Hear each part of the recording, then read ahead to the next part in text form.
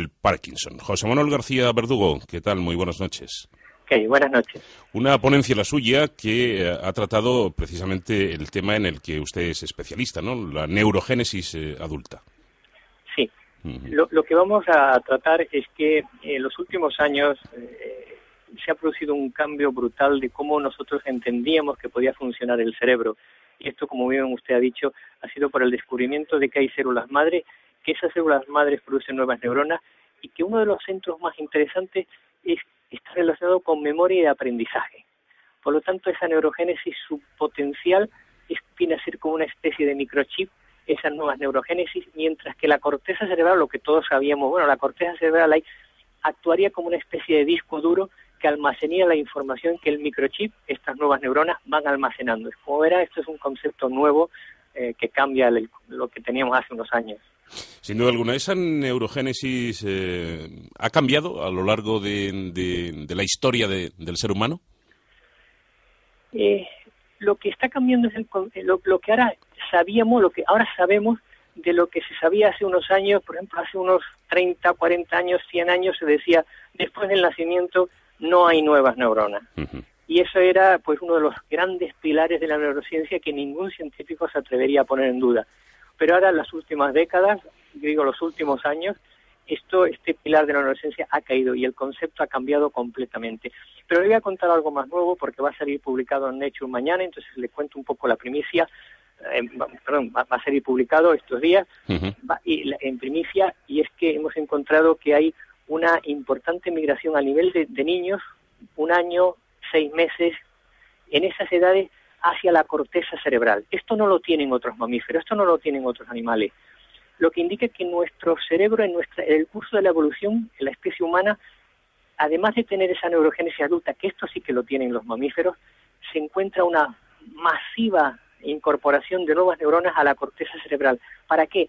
Para aumentar la capacidad de este disco duro, de esta corteza cerebral. Y esta neurogénesis, además, en esta etapa de niños, esta migración, esta fuente, están miles y miles de células, van a esa corteza prefrontal relacionada con memoria y aprendizaje. Uh-huh. Empezamos a entender algunas cosas que no sabíamos por qué ocurre así. Es decir, que esa migración celular lo que pretende es ampliar la capacidad de almacenamiento de datos, por así decirlo. Efectivamente, y además en las zonas de memoria y aprendizaje. Uh-huh. Nuestra evolución va hacia tener un cerebro que es capaz de almacenar información de recuerdos desde nuestra niñez. Otros mamíferos, por ejemplo, dejan de recordar lo que ha pasado otros años anteriores. Nosotros tenemos al menos esa capacidad. ¿Esto tiene algo que ver, profesor, con lo que es la consciencia que tenemos nosotros de nosotros mismos? Es posible que desde la niñez se vayan almacenando información, que estas nuevas neuronas controlen y mantengan esta información, y esto nos haga que siempre podamos volver atrás porque podemos recuperar esa información, porque la tenemos almacenada. Interesante, sin duda. Bueno, vamos a hablar de esa zona curiosa del cerebro donde se producen esas células madre. ¿Cómo es? ¿Cómo es esa zona subventricular? Bueno, es una zona un poco diferente a la que tienen los roedores, por ejemplo, pero se encuentran en unas células que nosotros llamamos, científicamente se llaman astrocitos de la zona subventricular, que tienen además otro elemento... Células de glía, ¿no? Células de glía, efectivamente, que tienen además un elemento, tiene una especie de antena que hemos encontrado que posiblemente sea nosotros le llamamos cilio primario, que es como una especie de antena de televisión, que sería el oído. Uh-huh. El oído por donde a esas células madres hay que hablarle. Esto es un paso más. Ahora ya sabemos dónde están las células madres, sabemos cómo son, pero ¿por dónde hay que oír? ¿Por dónde hay que hablarle? ¿Por dónde escuchan? Pues ya sabemos un poquito qué receptores, qué moléculas, claro, ya entrando un poco a nivel de neurocientífico, qué moléculas, qué receptores tienen esa estructura para nosotros poder dialogar con ella. Uh-huh. Y precisamente es esta zona, junto con otra, que es el giro del hipocampo, un fragmento del hipocampo, es la responsable de esa neurogénesis adulta, es decir, donde se producen esas células neuronales y de glía, ¿no? Sí, exactamente. Son las dos zonas, donde hay evidencias que todos los laboratorios aceptan, todo el mundo acepta, donde hay neurogénesis. Una, la zona subventricular, que en etapas, en los primeros años de vida, como le acabo de contar, unas van al bulbo olfatorio y otras van a la corteza cerebral. Estas prácticamente con los años se pierden en la zona subventricular, pero mantienen su potencial, de tal forma que personas que han tenido un ictus, esta zona subventricular se activa. Es decir, que intentan reparar o regenerar. Y la otra, la tal vez más importante para la especie humana, sea el hipocampo, porque esta está totalmente relacionada con memoria y aprendizaje. Bueno, vayamos un poco al origen, ¿no? Porque cuando usted y su equipo demostró la presencia de este tipo de células en el cerebro humano adulto, fue una noticia de primer orden. ¿Cómo llegan a ese descubrimiento? Bueno, esto es una larga colaboración que empiezo con el profesor Arturo Álvarez Builla, que le han dado este año el premio Príncipe de Asturias, y llegamos porque yo tenía una experiencia en lagartijas donde hay también neurogénesis adulta, él la tenía en pájaros con Fernando Nussbaum, y nos unimos juntos y dijimos, bueno, ¿y en mamíferos qué ocurre? Entonces empezamos con la experiencia de cómo eran las células que proliferan en reptiles, en lagartos y en aves. Empezamos a un poco a desentrañar cuál podía ser la célula madre. Fueron varios años, pero al final hemos identificado a esta célula madre. Un descubrimiento importantísimo del que se habló mucho.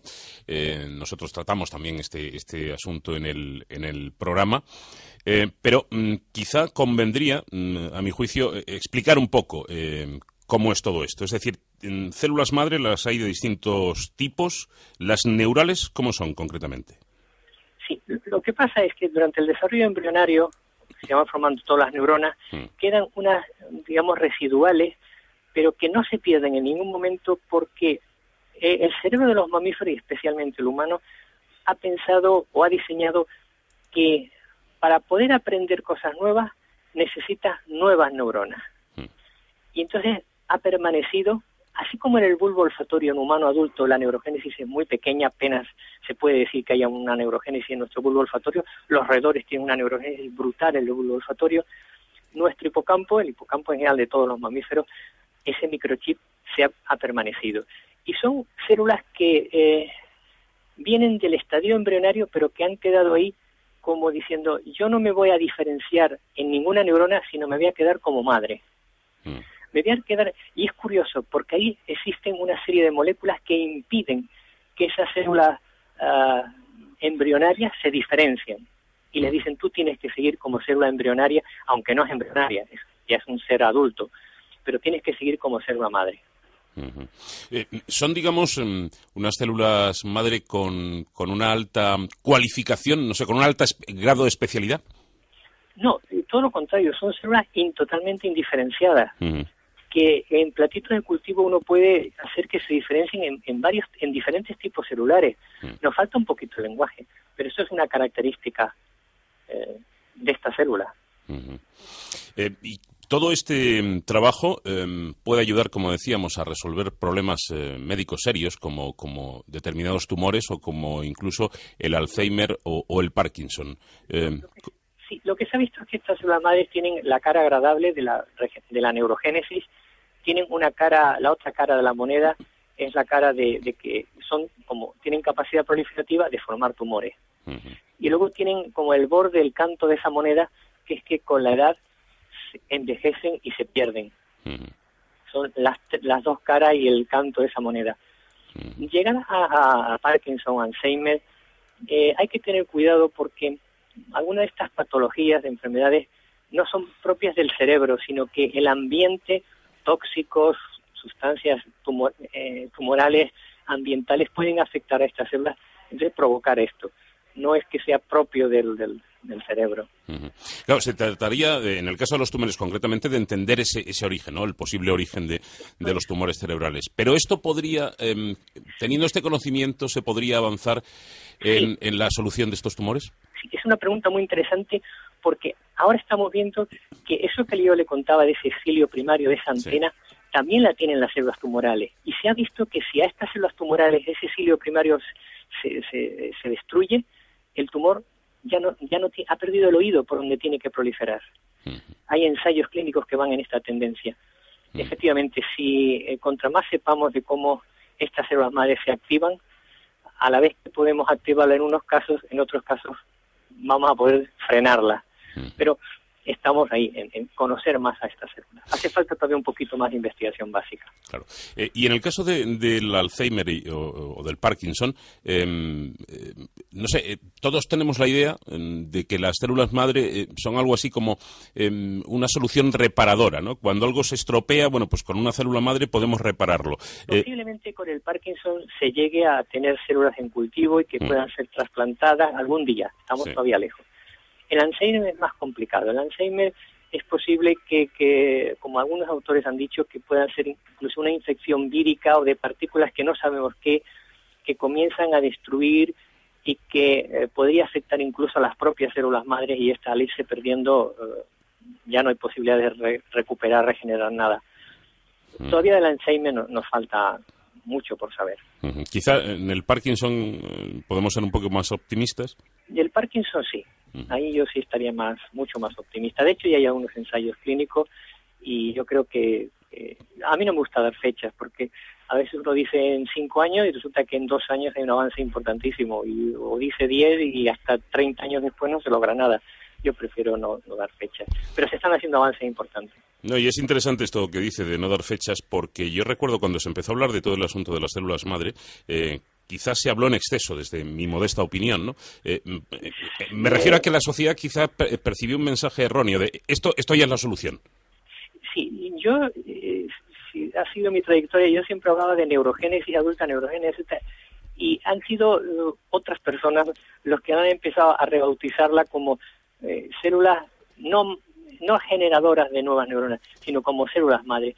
Sí que son células madres, pero no es tal como entendemos célula madre capaz de dar cualquier tipo de célula. Yo dudo mucho que las células madres que tenemos en nuestro cerebro puedan dar cartílago, hueso o músculo. Yo lo dudo muchísimo.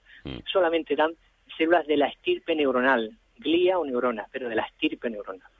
No, me refería incluso a las células madre en general, no solo a las del cerebro, ¿no? Dio la sensación, además con determinados estudios y determinadas cosas que se hicieron, ¿no?